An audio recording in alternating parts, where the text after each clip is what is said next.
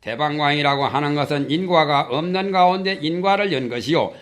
방광원이라고 하는 것은 인과를 돌이켜서 인과 없는 데 돌아가미니 굉장히 어렵게 해석을 했지요.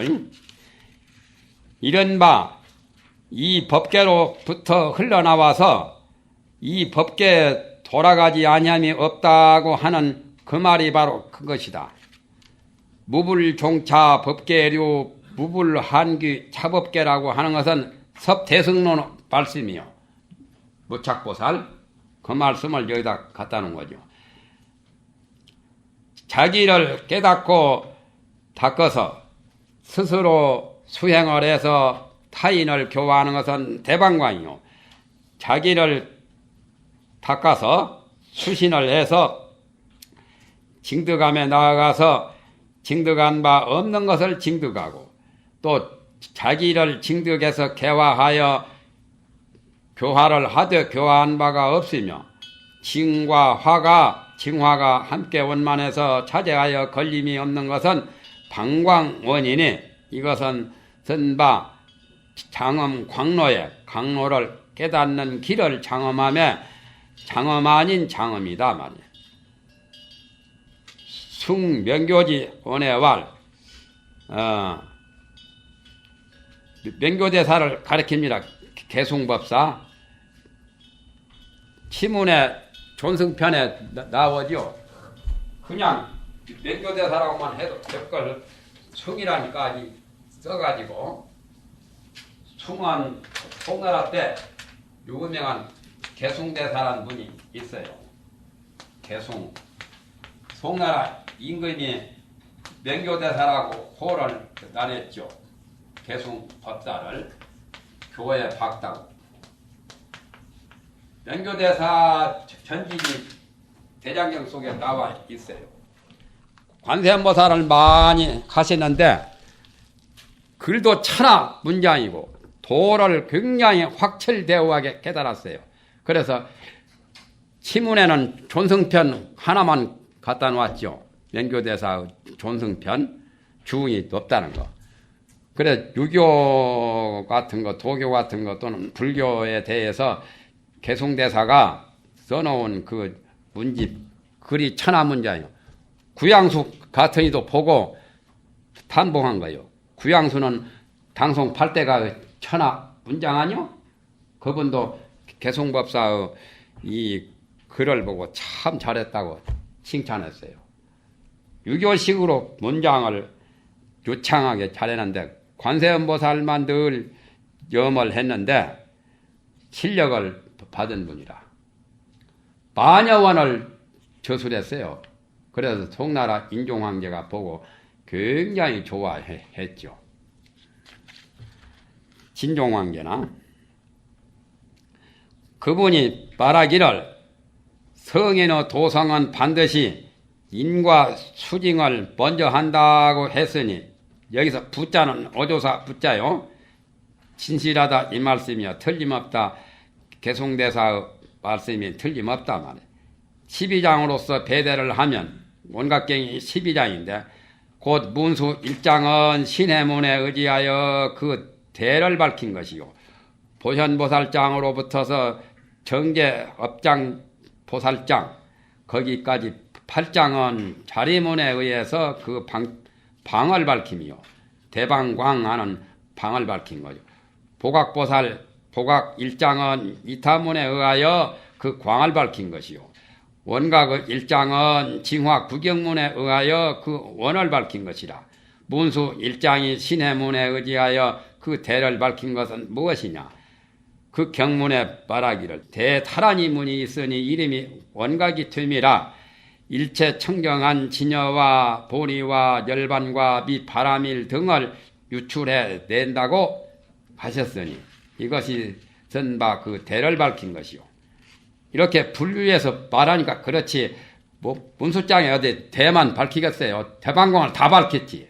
괜히 이렇게 분류해가지고 옛날 그 사기내는 스님들은 왜 그렇게 마음 쓰는 것이 공존한가 몰라요.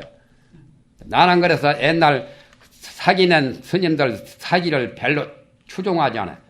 문구 해석한 것은 어떤 그 출처 문자 그런 것은 내가 의지를 하는데 경문에 대한 대의 해석한 것은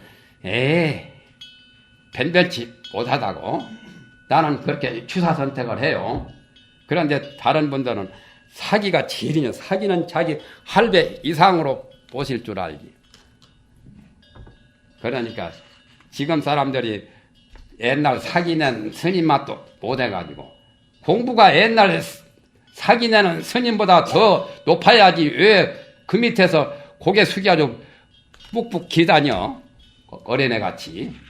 공부가 그런 분들보다 더 뛰어나야 발전성이 있어요. 제자가 스승보다 나아야 되거든. 그렇다고 해서 아무것도 모르면서 괜히 암만이나 피우고 하면은 그건 또 꼴불견이고 그건 참으로 마군이나 외도 족속이지.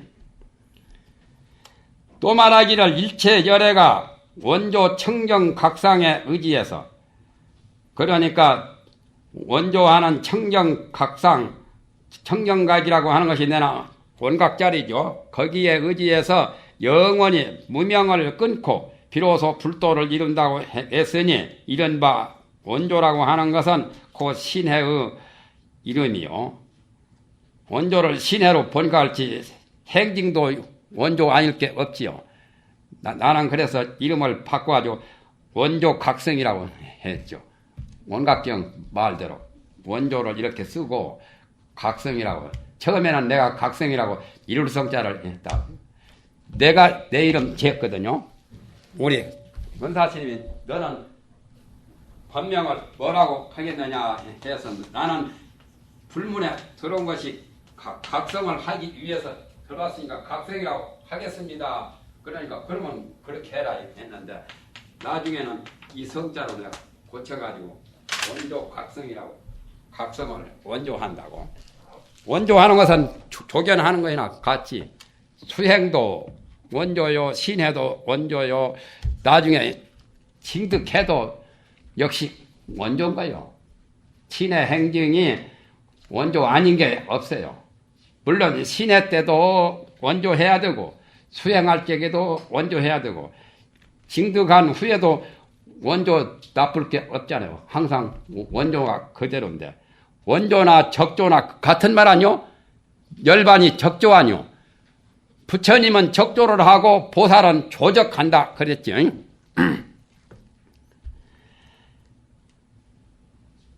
보현보살장으로 정업장, 정계업장, 보살장 거기까지 8장에 이르히 이타문에 의지해서 그 방을 밝혔다고 하는 것은 무엇이냐?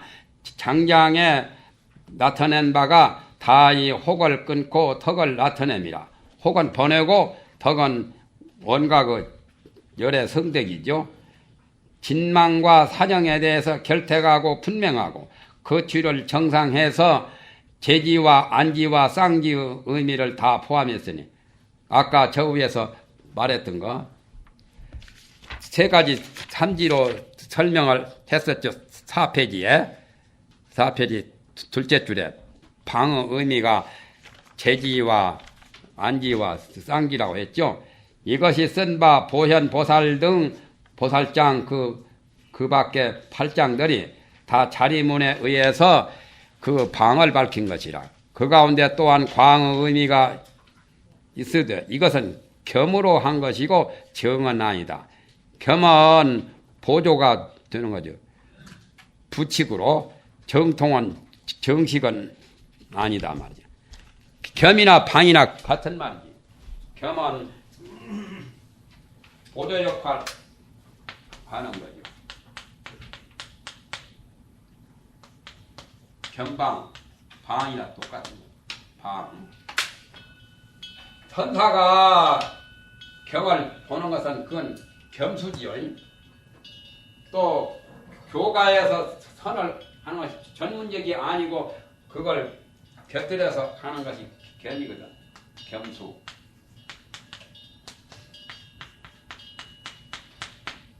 만선을 만가지 선행을 만행을 겸수해야 되거든요. 겸수한다는 겸자예요. 방겸이라고도 하고 겸은 방과 같은 말이에요. 정은 정식 정통이죠.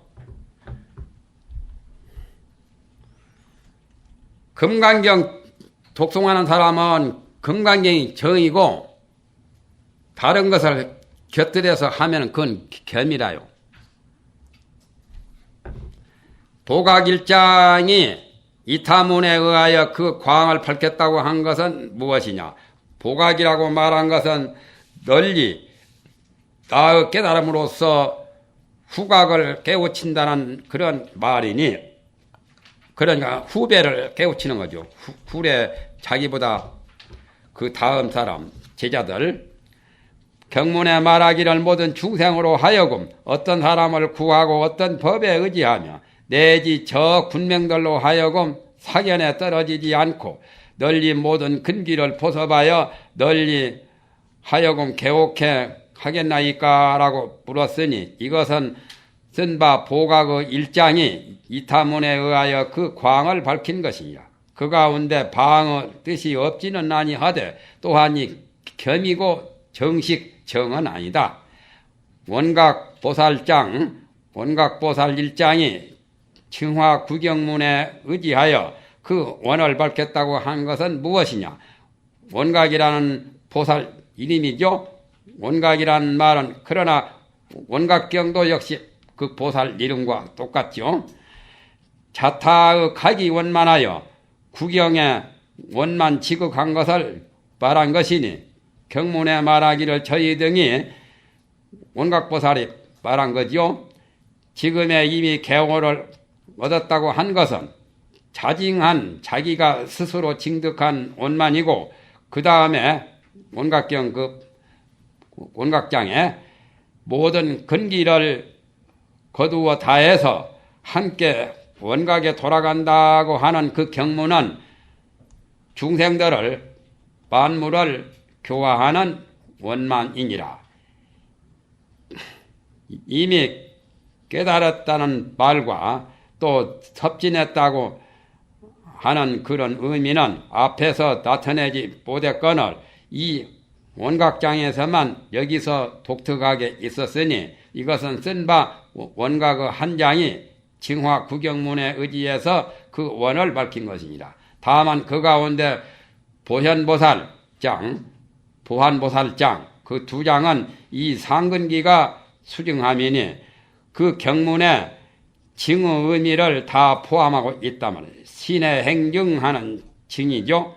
보현장에 말하기를 환을 떠나면 곧 깨달음이라고 했고, 보안장에서 말하기를 마음의 때가 다하면은 본래 밝은 지혜의 해명이 나타난다고 하셨고, 보안장에 또 말하기를 그 능히 징득하는 자도 작지인멸이 없다고 했다만, 작지인멸이 네 가지 병아뇨. 작지인멸장 재미때 또 나와요. 작지인멸을 제대로 해석하기가 참 어려운 거죠. 그때 가서 또 하지요. 금강장 등 6장은 중근기가 수증함이라, 또 정업장에 정계업장 보살장 거기서 밝힌 바는 온전히 이 인이다하여 과에 나아가는 자의 끊는 바의 미세한 상태니, 그러니까 공부를 많이 해서 처음 시발이 인이거든 어느 정도 공부가 높은 차원에 올라가서 과위를 징득하는 과의 성과에 나아가는 그런 사람이 끊는 세상이다 말이야. 그러니까 그건 아상인상 중생상 수자상이 거기도 나와요. 원각경의 사상이. 그러나 원각경의 사상은 금강경의 사상과 말은 같아도 의미는 좀 다르다 해서 고래로 해석한 게 다르죠. 금강경의 사상은 보통 일반적인 범부들 육식 차원에서 식을 위한 그런 정도의 사상이라고 설명하고, 원각경에서 말한 사상은 지혜를 닦는, 지를 미하는, 지혜를 닦는 차원에서 아직까지 깊이 사무치지 못한 그러한 차원의 사상이라고 그렇게 설명합니다. 이 사상을 다 끊어 다하면 고원 등이 징득하여 들어가기 때문이고, 보각보살장, 원각보살장 두 장은 징화가 원극한 경계로되 하근기가 거기에 힘입을 바라. 하근기가 거기에 그 법문에 의지해서 하근기가 큰 보탬이 된다 그 말이죠. 힘입을 자자요. 자료할 자자가. 그러므로 겸하여 하근기의 수징함에 속한다. 거기에 해당이 된다.